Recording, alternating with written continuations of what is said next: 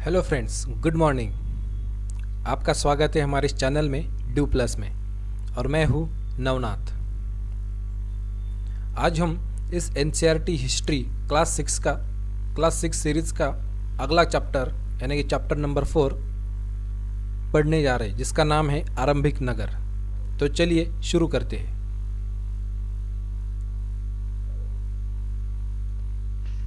यहाँ पर हम हड़प्पा की कहानी देखने वाले हैं। जो हड़प्पा सभ्यता थी उसकी कहानी कुछ देखने वाली। इस इमेज को ज़रा ध्यान से देखिए। इस इमेज पर देखते हम लगभग 4700 साल पहले इन शहरों का निर्माण हुआ था। 4700 साल पहले कुछ विशेषता थी इन नगरों की। जैसे ऊंचाई वाले भाग को नगर दुर्ग कहते थे और निचले हिस्से को निचला नगर कहते थे। यहाँ पर पक्की ईंटों का यूज होता था। ये देखिए ईंटें दिख रहे हैं आपको, ये सब ईंटें, सब ईंटों से बना है। ये देखिए यहाँ पर भी ये सब पक्की ईंटें थी। और कुछ खास नगर दुर्ग में कुछ खास इमारतें बनी थी। जैसे मोहनजोदारो में खास तालाब था जिसे महान स्नानागार कहते थे, और इस तालाब को बनाने के लिए ईंट और प्लास्टर का इस्तेमाल किया गया था। ये देखिए ये तालाब है, यहाँ को ईंट और प्लास्टर का इस्तेमाल किया गया है। और पानी का रिसाव रोकने के लिए प्लास्टर के ऊपर चारकोल की परत है। देखिए पानी का रिसाव जो है उसे रोकने के लिए प्लास्टर के ऊपर चारकोल की परत। दोनों तरफ सरोवर में उतरने के लिए सीढ़ियाँ थी। देखिए यहाँ पर एक सीढ़ी है और एक यहाँ पर है, यहाँ से भी उतर सकते थे। और इस जो महान स्नानागार है इसके चारों तरफ कमरे बने थे। ये देखिए ये कमरा एक देख रहा है, इधर दिख रहा है। यहाँ पर भी हो सकते हैं, अभी वो टिक नहीं पाए। बहुत सालों के बाद उत्खनन में जो मिला है उससे हमें पता चलता है। चारों ओर कमरे थे। वहाँ कुएं से पानी निकल जाता था। ये जो यहाँ पे जो पानी आता था उसे कुएं से पानी यहाँ पर लाया जाता था। फिर जो पानी का यूज होने के बाद उसे खाली भी कर दिया जाता था। चलो आगे देखते। इस मैप को देखिए, ये इस भारतवर्ष के उपमहाद्वीप के आरंभिक नगर का एक मैप है। जैसे कालीबंगा राजस्थान, देखिए ये कालीबंगा और राजस्थान, ये कालीबंगा राजस्थान में है, और जो लोथल है ये गुजरात में है। यहाँ पर अग्निकुंड मिले हैं, जिससे हमें यह पता चलता है कि यहाँ पे संभवतः यज्ञ किए जाते होंगे उस जमाने में। देखिए यज्ञ किए जाते होंगे। और देखते हैं हड़प्पा, मोहनजोदारो और लोथल। अब देखते ये रहा हड़प्पा, यहाँ पे मोहनजोदारो है, लोथल तो आपने अभी देखा है। यहाँ पे एक कुछ भंडार गृह मिले, वेयर हाउसेस मिले। ये यहाँ की खासियत थी। ये जो सब नगर है पूरे के पूरे अभी देख रहे हैं इस मैप में, ये सब नगर आधुनिक पाकिस्तान के, यहाँ पंजाब का इलाका है और यहाँ पे सिंध इलाका है। यहाँ पे कुछ नगर मिले हैं। और भारत, आधुनिक भारत का एक पूरा का पूरा एक बेल्ट है यहाँ पे, जो गुजरात से स्टार्ट होता है, फिर राजस्थान, हरियाणा होके पंजाब प्रांत, यहाँ तक ये मिलते हैं सब आरंभिक नगर। यहाँ पे कुछ अनोखी वस्तुएं मिली। देखते मिट्टी के लाल बर्तन। ये मिट्टी के लाल बर्तन यहाँ की खासियत थी, जिन पर काले रंग के चित्र बने थे। चारकोल से काला रंग बनाते थे शायद। और यहाँ पे पत्थर के बाट मिले हैं, मुहरे हैं, मानके मिले हैं, तांबे के कुछ उपकरण भी मिले हैं, पत्थर के लंबे लंबे ब्लेड मिले हैं। चलो आगे देखते। इस इमेज में कुआं देख रहे हैं आप, ये कुआं है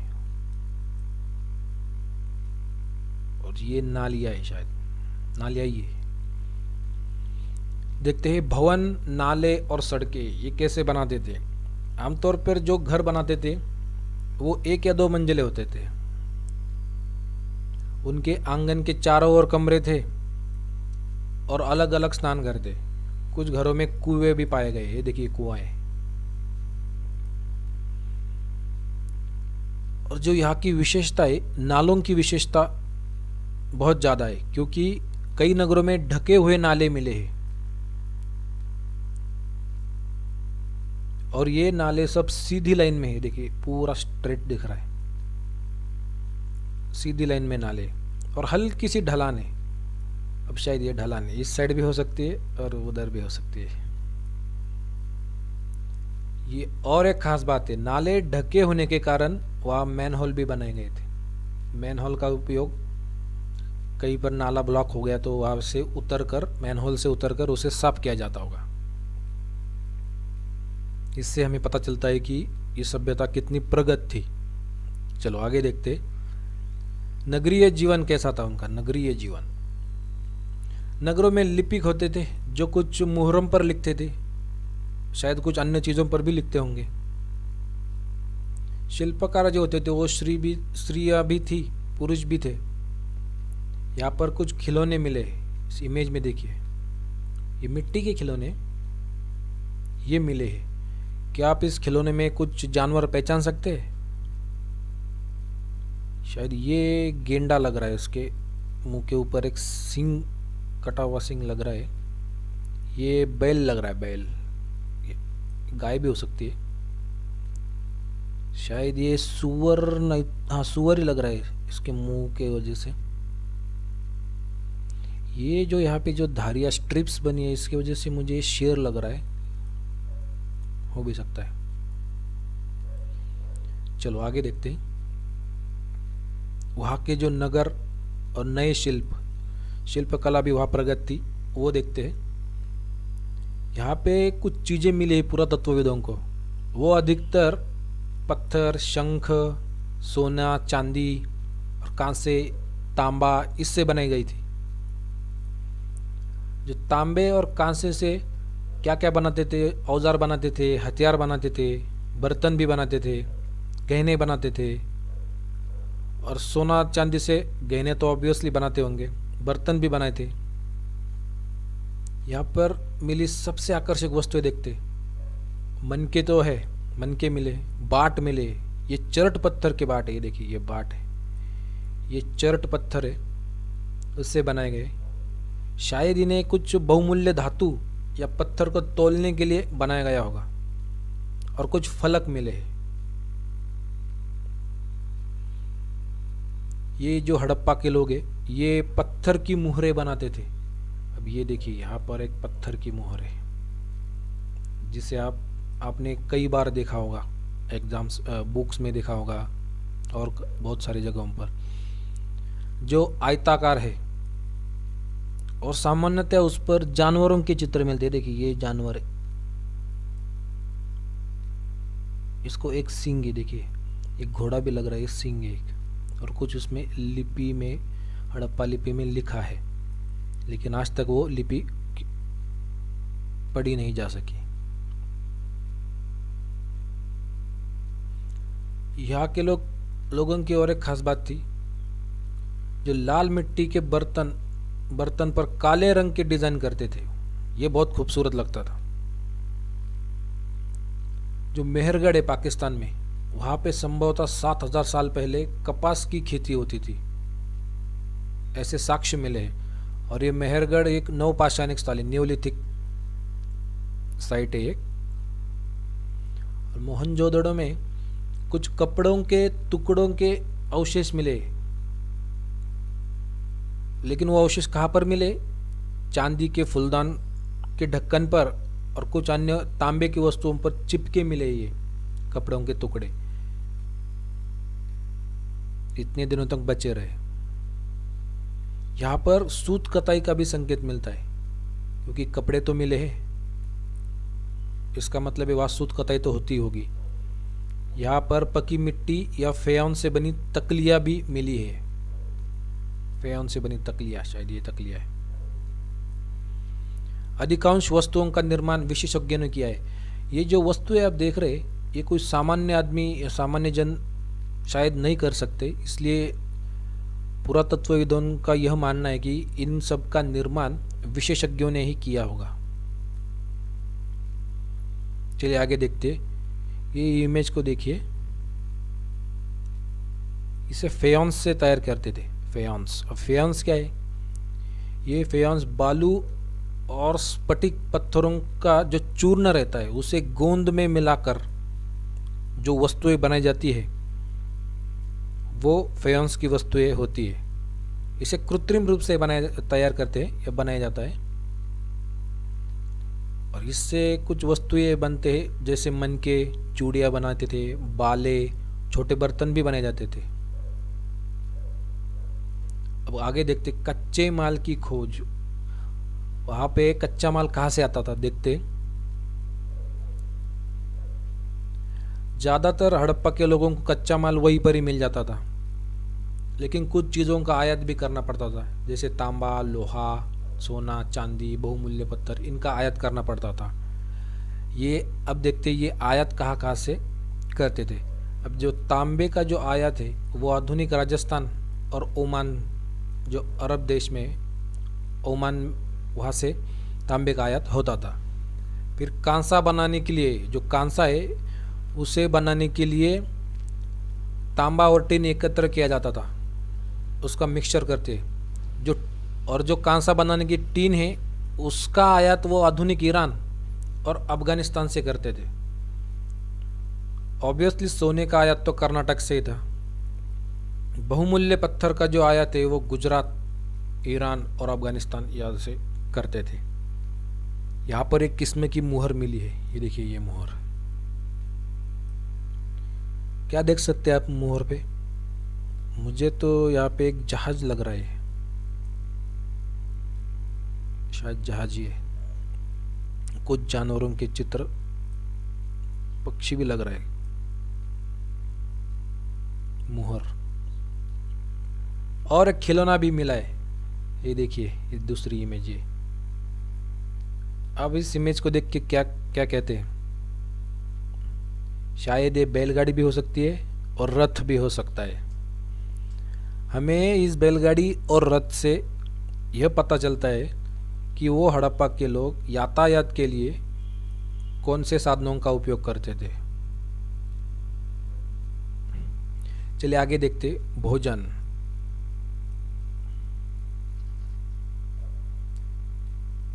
यहाँ पर भी लोग, कई लोग गांव में भी रहते थे और शहरों में भी रहते थे। और जो किसान होते थे, जो चरवाहे होते थे, वो खाने का सामान शहरों में ला कर देते थे। हड़प्पा के लोग खेती भी करते थे, वहाँ पर वो गेहूँ, जौ, दालें, मटर, धान, तिल, सरसों भी उगाते थे, उससे भी उनको भोजन मिल जाता था। यहाँ पे एक नई बात है, देखिए इस इमेज में देखिए, एक मिट्टी का खिलौना है, ये हल है, हल का खिलौना है। यहाँ हड़प्पा में हल का प्रयोग, ये एक नई बात है। अब ओरिजिनल जो हल था वो लकड़ी से बना था, वो तो अभी अस्तित्व में नहीं है, क्योंकि वो लकड़ी से बना होता था, इतने दिन वो नहीं टिक पाया। लेकिन हमें ये खिलौने वाला हल मिला है, इससे हमें ये पता चलता है कि जमीन जोतने के लिए हल का तो उपयोग करते ही होंगे वो। और हड़प्पा के लोग ये तो पशुपालन भी करते थे, उसमें गाय, भैंस, भेड़, बकरियां ये तो पालते थे। और उनकी बस्तियां जो होती थी वो तालाब और चारागाह के पास ही होती थी, क्योंकि पानी का स्रोत चाहिए इसलिए। और जानवर थे, उनको भी चराने के लिए चारागाह भी नज़दीकी होता था। चलो आगे देखते, जो भारत का गुजरात प्रांत है वहाँ पे हड़प्पा कालीन नगर के सूक्ष्म निरीक्षण देखते हैं हम अभी। ये धोलावीरा है, धोलावीरा सिटी, ये मिली है, आपने पहले मैप में देखा होगा धोलावीरा। कच्छ के इलाके में खदीर बेट, जो कच्छ का इलाका है गुजरात में, उसमें खदीर बेट के किनारे ये शहर बसा है। यहाँ पर साफ पानी भी था, जमीन भी उपजाऊ थी। यहाँ की एक खास बात है, जो हड़प्पा के नगर थे ना, वो 2 भागों में विभक्त थे, और ये धोलावीरा के नगर 3 भागों में बटे हैं। यहाँ के नगरों की और एक खास बात है, यहाँ पर चारों ओर पत्थर की ऊंची ऊंची दीवारें थी, बड़े प्रवेश द्वार थे, एक खुला मैदान भी था जहाँ पर बच्चे खेल भी सकते थे और प्रायः सार्वजनिक कार्यक्रम भी होते थे। यहाँ के कुछ अवशेषों में हड़प्पा लिपि के बड़े बड़े अक्षरों को, जो आज तक पढ़ी नहीं जा सकी, उन अक्षरों को पत्थरों में खुदा पाया गया है। और इन अभिलेखों को संभवतः लकड़ी में जड़ा गया था। ये कुछ अलग बात है, लकड़ी में जड़ा गया था, एक अनोखा अवशेष है। क्योंकि आमतौर पर हम देखते हैं कि हड़प्पा के लेख जो है वो मुहर जैसी छोटी वस्तुओं पर ही पाए जाते हैं। ये कुछ अलग है, लकड़ियों में जड़ा गया था। दूसरा साइट देखते हैं हम, दूसरी साइट लोथल। ये भी गुजरात में, इस समुंदर के किनारे पे है। जो साबरमती नदी है उसकी एक उपनदी है, उसके किनारे पे बसा है। वो नदी खंबाट की जो खाड़ी है वहाँ पे जाके गिरती है, और उसके किनारे ये लोथल शहर बसा है। ये शहर कीमती पत्थर, शंख, धातुओं से बनी गई चित्रों, इसका एक इम्पोर्टेंट या महत्वपूर्ण केंद्र था। यहाँ की एक विशेष और ख़ास बात एक है, ये देखिए इमेज, यहाँ पे एक बंदरगाह मिला है। एक तो ये समुंदर के किनारे है इसलिए यहाँ पे, और एक बंदरगाह मिला है यहाँ पे। यहाँ पर एक इमारत मिली है जहाँ पर कुछ पत्थर के टुकड़े मिले हैं और मनके बनाने के उपकरण मिले हैं और तैयार मनके भी मिले हैं। इसका मतलब वहाँ पे मनकों का प्रोडक्शन करते होंगे। और एक यहाँ पर भंडार गृह भी था, वेयर हाउस, जहाँ पर कई मुहरे, मुद्रांकन और मुहरबंदी ये सब मिले हैं। लोथल। अब देखते हैं इस सभ्यता का अंत कैसे हुआ। कुछ जो विद्वान थे उनके मानने से हम देखते, उनका मानना था कि यहाँ पे नदियाँ सूख गई थी, नदियों के सूखने से सभ्यता का अंत हो गया।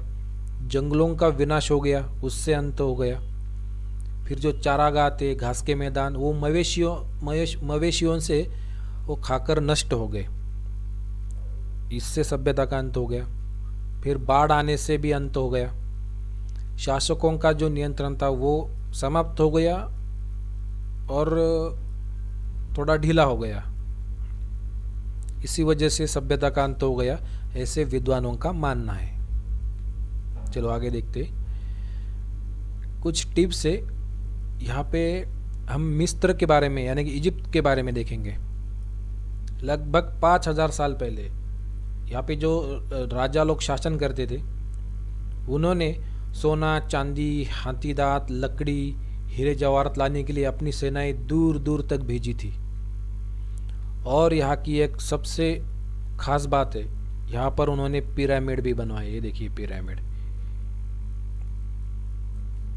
जो आपको पता ही है। चलिए और आगे देखते हैं। इम्पोर्टेंट कुछ तिथियां है। जो मेहरगढ़ है पाकिस्तान में, वहाँ पे कपास की खेती होती थी लगभग 7000 साल पहले। फिर नगरों का जो आरंभ हुआ, आधुनिक नगरों का, वहाँ पे वो 4700 साल पहले लगभग हुआ था।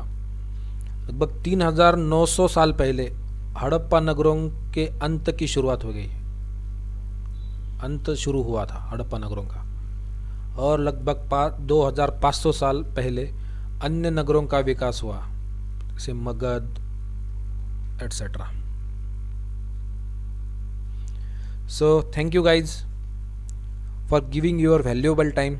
अगर आपको इस वीडियो से कुछ भी वैल्यू मिलती है तो आप इसे ज़रूर शेयर कीजिए। Thank you so much.